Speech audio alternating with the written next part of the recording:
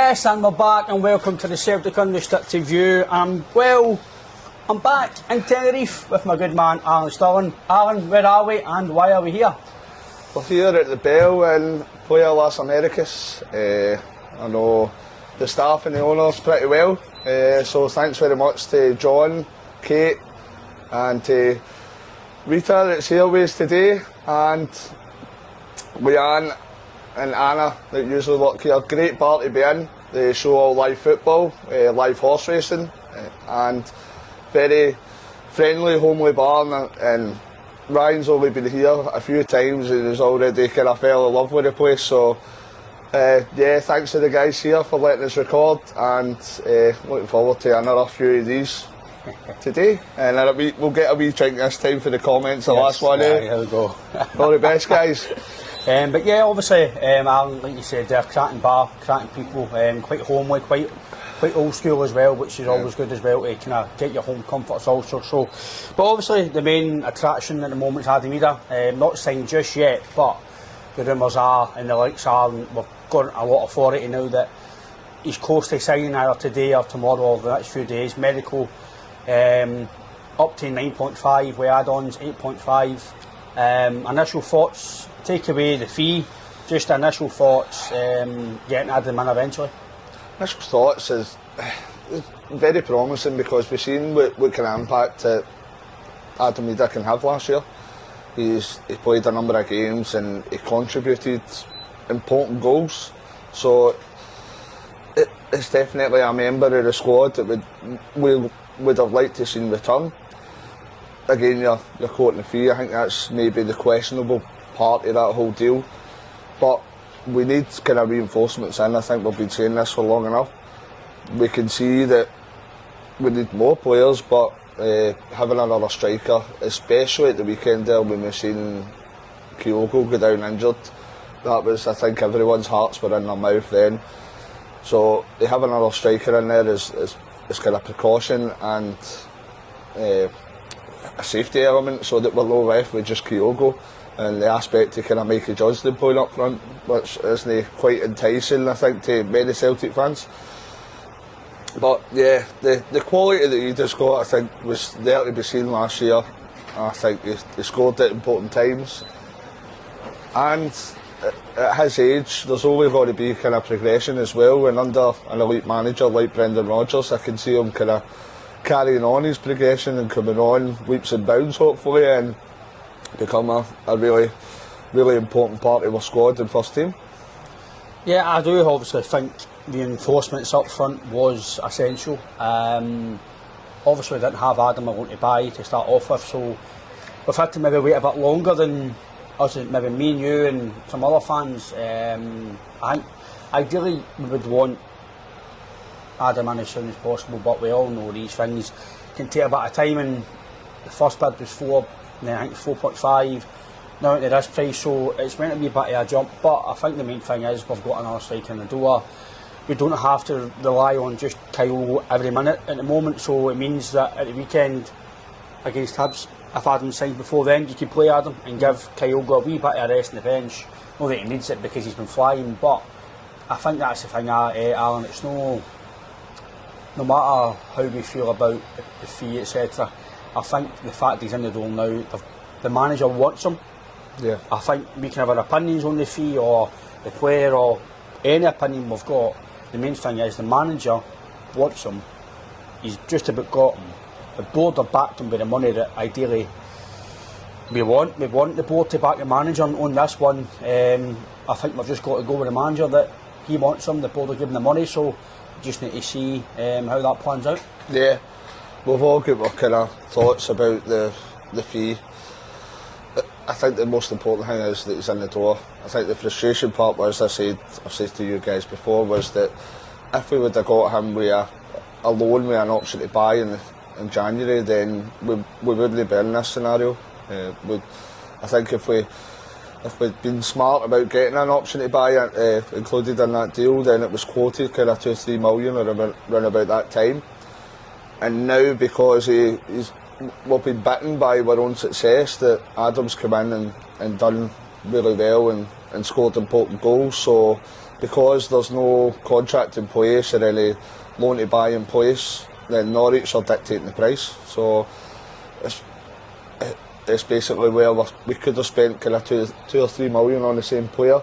It's now ending up kind of 8.5, 9.5 million, which, yeah, it's no ideal, but as you say, at the end of the day, we've got a player we badly need in, a position we badly need to fill in the door, and we need to take that as a positive now. We need to kick on and look at the other positions that need filled, and hopefully we can start getting the ball rolling and some business done. Yeah, well, obviously the fee is going to get mentioned. I've seen a lot of fans happy about the price, and a lot of fans are quite content with the price. For me, I do feel it is a wee bit high. I didn't expect it to get to 8.5 to 9.5. Maybe that is the sort of money that you need to pay for a player now. We all know the markets all over the world: England, Spain, Italy. Even my Ofsley's away for 6.8, roughly nearly 7 million. So players are going for maybe more than potential they could have a few years ago. Me personally, when it came to Celtic on loan, yes, I was maybe myself. I wasn't really convinced by his profile, not the player, because I've never really seen Adam play. So his profile, just for me, didn't suit Celtic at that moment in time, because we need somebody to come in basically with a good background in terms of scoring goals to come and help Kyogo. And let's be fair, he came in and he done very, very well. And I don't want to say that he shut fans up, but he probably says, well, listen, I'm actually no bad. Yeah. I've basically helped you towards winning a double, and potentially people say that he did win the double. So Bernardo was including that as well. So I do feel the price is a wee bit high. For me, up to nearly £10 million, 9.5 all in, I do feel it's a bit high. But the difference for me is, Alan, when he came here as a loan player, he was still a Norwich player. So obviously to play with Celtic, you've got every day you train and every day you play, you've got to be on the ball. Yeah. You've always got something to prove at Celtic, be that for Kyogo or Adam Idah. You've every day you train and every day you play, you've got something to prove to us. And obviously, the longer things go and the longer you do well, then you've not got to prove it massively, but you've still got to prove a point every Saturday, Wednesday, Thursday, whatever it is in Europe or cup games. You've always got to prove your point to win a team. I do feel now it's a different kettle of fish for Adam, because he's going to be an 8.5 to 9.5 million pound player. He's not a loan player anymore. He's a Celtic player now, and he's going to have that on his head. So if he doesn't start scoring goals within a few months, or he doesn't get a good return, then fans are going to say, oh, well, we paid that money from he's not scored. But then it's the other way about, if he does score, just say 18 to 20 goals, then we're going to go fair play, creating a bit of business. So I think it's one of the ones. I'm happy he's in the door. Ideally, I'd have liked to pay a wee bit less, but I just feel that we've just got to probably just go with the manager and the board on this. We want the manager to get good players in. We want the board to back the manager, and on this transfer, no matter what I feel about the fee or anybody feels about the fee, they've backed the manager, and we just need to hope that Adam's a success again. Yeah, definitely. It'll be interesting to see as well where he kind of fits into Brendan's plans, because I think obviously myself and I spoke to you, we're under the thoughts that Kyogo's probably the better striker at the two as we stand at the minute, and we would think that Kyogo would start in front of Adam Idah, but at the same time you need to think about, Celtic are paying 9.5 million for a player. I don't think we would spend that kind of money for somebody to sit on the bench either. So is he going to go for kind of two up front? Is he going to play Kyogo off Idah? I don't know. It'll be very interesting to see. But I wasn't expecting that fee, and now we've paid that.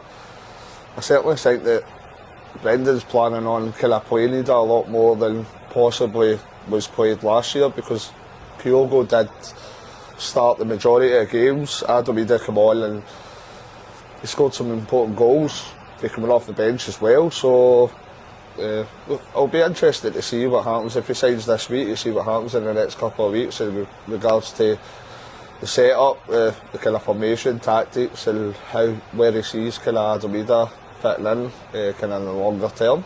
So I don't know if it's just my thoughts, but I think he's the type of bulk he is strong, physical, and obviously we know he can finish in Scotland.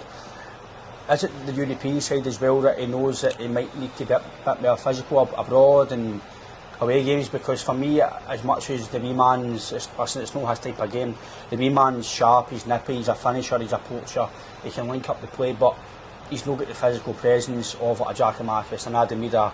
The years gone past, to Hartson, no Larson, but Sutton, Hartson, Hesselink was strong, physical guy as well, so that's the sort of profile I think we need for European football.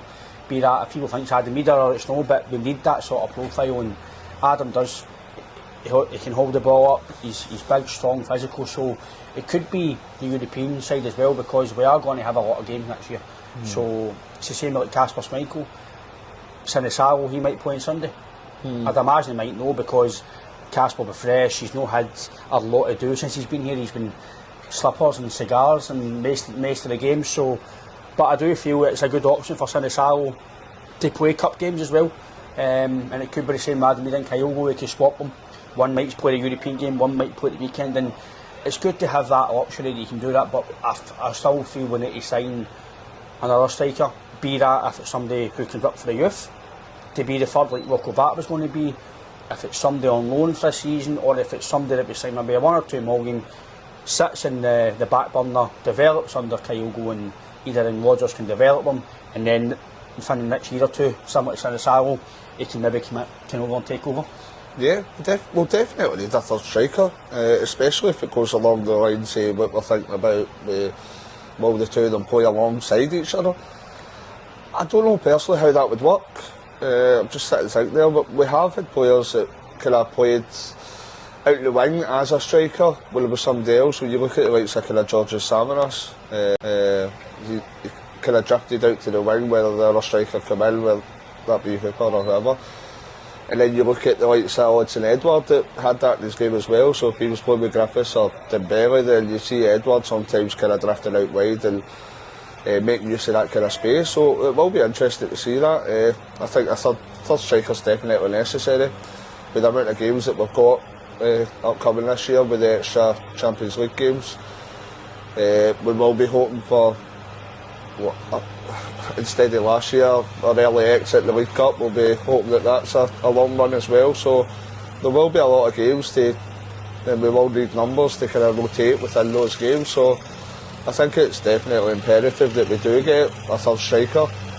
If that is a loan or a young player, then so be it. But I think we definitely need the numbers in there, because you're only an injury and a suspension away if you know having a striker there. So I think it's definitely a necessity that we bring in that third man up top. I would just say overall with Adam Idah, for me, I think he's got a lot of scope and a lot of potential. For me, do I think he warrants that type of fee right now? I don't know. People are probably shouting out at telly or saying, no, he's done this, and listen, it probably gets him what you feel about the player as well.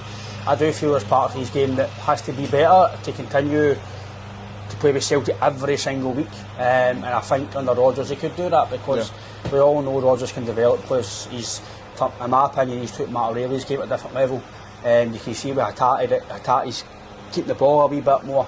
He's even helped maybe Greg Taylor as well. He's helped William Scales. I know I might not be his biggest fan, a lot of Celtic fans aren't his biggest fan either, but the guys, he has improved, and there's no doubt he has improved. But what's the last wee bit, mate, of this wee video? The rest of the window, I know left back, centre back, probably potential winger. So you're maybe looking at at least 3 to 4 come in to enhance the squad, and I wouldn't say just to enhance the depth. Guys that could come in and ideally don't need to wait 6 months for you to settle, that can come in if it is an 9 million or a 6 million or whatever, just a wee bit of quality. Because I think for me, when we watched the game on Sunday, I think we said it on the phone on last night and Monday night, that if you add to this team, you've got to kind of wonder what the manager can do. I'm not going to say better players, but adding to the quality, what can he do with his players added to what he's already got? And you've seen the football, I think if you get the wee chinks out, maybe the armour, maybe getting the ball away and stuff, and maybe the wee lack of concentrations maybe in the second half, I think you've got to strap in for a very successful season, and I will put out there that I do believe we've got a massive chance of doing the treble, and I know that's going to be hard. Listen, it's very hard to win one game of football, you know what I mean, trebles, but I think you could have a very good season because I think there's a wee bit of feel-good factor on the park at the moment, and if you add guys like Idah, Bernardo, other guys in like that, it's only going to make the fans even more excited for the season. Yeah, I think I'm not going to say glaringly obvious places that we need to strengthen, but you look and it's pretty clear to see we need somebody to partner Carter Vickers. I think as much as we don't want to criticise Liam Scales for how well he's done and from where he's came from, like playing with Aberdeen last year, but I think we need somebody next to Carter Vickers that would really give us that confidence going forward, because we're watching Liam at present, especially at the weekend there, we kind of felt the atmosphere within the pub there. Everybody was kind of watching what Liam Scales was doing, how uncomfortable the ball he was, and it made us a bit apprehensive, very apprehensive in them going forward. So I think you're looking at, we should be aiming for an improvement at centre half. Obviously Lagerbielka and Naroski, for whatever reason that may be, Brendan doesn't fancy them. For me, Stephen Welsh isn't the answer either. So I definitely think we need to recruit the centre half position. You're looking at, we need a left back obviously. We've only got one, so I think that's a necessity as well. So hopefully that could be a slight upgrade on Greg Taylor. Only time will tell. And it was touched upon before, we will need a third striker. A winger, possibly, but with the form that Carrickon and Forrest are on, I don't know if that's a massive priority just now. And then the big question will be if Matt O'Reilly stays or goes. If he goes, then I would hope we've already got forward planning to bring in somebody a similar level to Matt O'Reilly. I'm not saying that they'll instantly be as good as Matt O'Reilly, because that's going to be nigh on impossible to bring in somebody that quality, but we need to be kind of prepared if Matt O'Reilly decides to leave, if Celtic decide to sell, to push the button and bring in somebody of similar quality and reinvest most of that money that we bring in, because it will leave a kind of massive gap in the midfield if sadly Matt O'Reilly decides to move on. I think that is going to be it's going to be a talking point to the end of the window, I think, at Matt O'Reilly. I've seen obviously this morning apparently there's another bid been rejected for Atlanta. I've not seen the price, but there's talk about Celtic walking up to maybe 28 million euros, etc. So I think Matt will go when a club, or he'll speak to clubs once the fee gets agreed that Celtic are asking for. I think if that doesn't happen, then I think he'll stay. And by the seams yet, I don't think he's actually pushing to leave. You can see his performances when the team celebrate, he's there, and he just doesn't look like a guy that's wanting to go. I think it's more down to if the club accept it, then he might talk to, if it's Atlanta, if it's Brighton, if it's anybody, then it's down to him to obviously determine if he feels it's the right move for him, his family. And I do believe that he wants to play European football. I don't know, Matt. I just imagine that he would want to go and play European football, because similar to Adam Idah, he's came to Celtic in January there. He's got a taste of what he could get. He knows he's going to get 8 games in the Champions League, potentially 10 if you get in through the format. 4 big derby games across the water, against the team across the water. Potential to win more trophies. So there's a wee bit that he's went, I want a piece of that. So Matt O'Reilly might have this now, European football. He's won trebles. He's working with, in my opinion, a very elite manager. So if he goes down to Brighton or Southampton, when's the next time you're going to win a trophy again? When's the next time you're playing European football? He might need to wait 2 or 3 years to maybe go to Arsenal or Spurs or what. He might need to be like Van Dijk, who had to wait at Liverpool, and then you've seen Van Dijk go from strength to strength. I know he's a bad injury, but he's still continued his level of form. And my opinion, Matt O'Reilly's a top player, and I think he's actually underrated by a lot of people. Yeah. I think he's big time, and it's just my thoughts. When people say that he couldn't go to Arsenal or whatever, I think he could definitely sit on a bench and come on and definitely enhance our squad. Well, no matter like that, probably no way how you watch to play. If you're used to playing football to then no play, it's no good for you. But I think he could easily go to like, West Ham, Brighton, Southampton and play most weeks. I think he's that good. Don't you think of that, Alan? But that's just my thoughts. I think it's really just down to Matt. I think if somebody gets the value, then it's down to Matt to talk and decide. But I hope we can hold on to him at least to January, because I think he's vital for our chances in the Champions League. Yeah, I hope we can. In my heart, I want to keep a hold of him. In my head, I can't see any other way than somebody comes in with a bid that Celtic accept. And at the end of the day, Matt O'Reilly's only human, and when they kind of numbers that are going to be floated about round about him. He's only human, are we dancers, Aaron? I know. So, we're the dancers. Aye, so I would love to see him stay. He is a top quality player, and he's one of the best kind of midfielders I've seen in a while at Celtic Park. I think he's got all the potential and all the quality that he needs. I think he would be able to play at a higher level again, even if he moved to Atalanta or Brighton. I think he could see it like in a year or two after that, like maybe Victor Wanyama went to Southampton, then moved on to Spurs. Or, like you say, Van Dijk, Southampton, then moved on to Liverpool. So I think he's definitely got that in his locker. But I hope to God that he stays, but I'm very pessimistic about the hopes of him staying. So we can only be prepared in the worst case scenario being that Matt O'Reilly leaves, but we need to have the preparations in hand that we bring in a suitable replacement if that day comes when kind of Matt moves on. Well, every week we keep saying this could be his last game. This Sunday, Hibs could be his last game, who knows. I've got that in my mind that I'm just going to, any time he plays at the moment, I'll just appreciate him here, and then if he goes, then I will be disappointed, because I'm a big believer that you need to kind of strike when it's hot, so when the value's there you need to sell. But maybe just in this instance, I don't know if we'll get a player near the end of the window of that quality, and I think you might need to do a bit of scouting, do a good bit of research and kind of know how and to maybe get a player like that. I know we got for MK Dons, we didn't buy Matt O'Reilly, but what we've got now under disposal to go and buy a player that quality, they're going to need to reinvest a good bit of money. Who knows, you might go and buy £2 million and get another Hatate, and they're very hard to come by. So I know Bernardo's here, so it's not a major rush, but if he was to go, then I do feel, Alan, that we would need to get a replacement in as soon as we can. And I hope that they've maybe got a list behind the scenes of somebody they can come and go and speak to if Matt does go. So just press the button, right, Matt's away, right, let's go. So, but we'll obviously speak on that near the time. But if you're new to the channel, please like and subscribe. We will have some more content in here in Tenerife very, very soon. We are on YouTube, Instagram, TikTok, Facebook, myself, Alan JP. We're on all platforms, Barry Barron as well, he's on the podcast, he's on all the socials as well. So yeah, please like, subscribe, tune into the channel. When you visit Tenerife, you want a wee horsebit, a nice pint, some football, click on the bell, and you'll see all the people here. Cracking bar, Alan, and it's been good to be here, mate. Yeah, no, massive thanks to everyone at the bell.